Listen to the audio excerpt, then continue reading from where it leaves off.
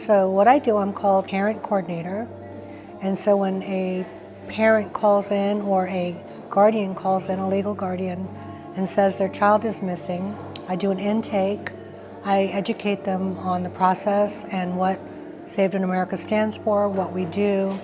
And then from there, I turn all the information I get over to the powers that be, and then they go from there. Trafficking children is a big, huge money-making industry that's very organized, and very few people will step up and try and retrieve the children and rehabilitate the children, so it's very vital, very necessary. We are up against a big, huge evil. Several things happen. The first role I have is working with the parent all the way through. So obviously there's usually other children that they have, so I instruct the parents, you can't neglect the other kids while you're looking for this kid. I keep them focused on the mission. I hold their hand all the way through the process until we find their child. I educate them and try and prepare them for what they need to do once their child is home and what to do so that there isn't a lack of care or continuity.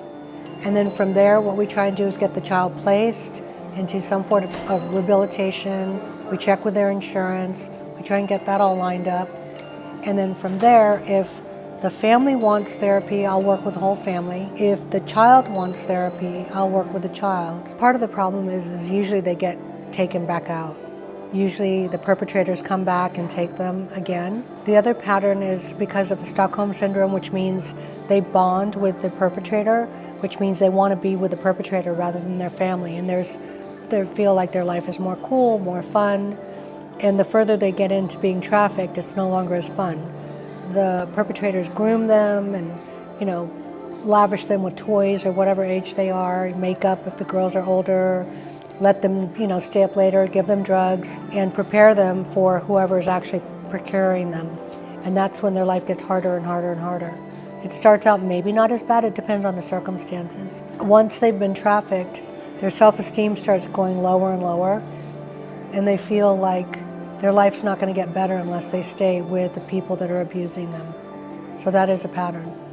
The last probably 5 cases I've worked on have not been broken homes, but what the pattern is the kids seem to run the show. They tend to be in charge rather than the parents being in charge, even if the kids are young. So that's a huge pattern. The parents don't have proper discipline or boundaries, and if the kid wants to do something, the parents tend to want to do it, or one parent says one thing and one says the other. So there's a division in power structure. Look and see everything that's going on social media and limit social media. That's the main way these kids are getting groomed and prepped to be taken. So social media is a big no-no. The other thing is be consistent with your parenting. Know who their friends are. Notice if a child has good grades and all of a sudden the grades drop, they change friends all of a sudden, you need to check into it. Find out what their school life is like, who they hang out with, how closed the school is or open the school is to people coming on campus. If there's any sudden changes in their personality, check into it deeply. Once they get their children back, that's when the hardest part of the journey happens. They usually think the biggest nightmare is when they don't know where their kids are. The hardest part is getting the kids readjusted and compliant with the rules and regulations of the home, and that is the hardest part. They're usually so relieved they have their kids back that they become more lenient. They want to give the kids anything the kids want, like kind of buy their love or their loyalty, and that's the worst thing to do. They have to stay consistent. They have to really be good parents, not let the kids run the show.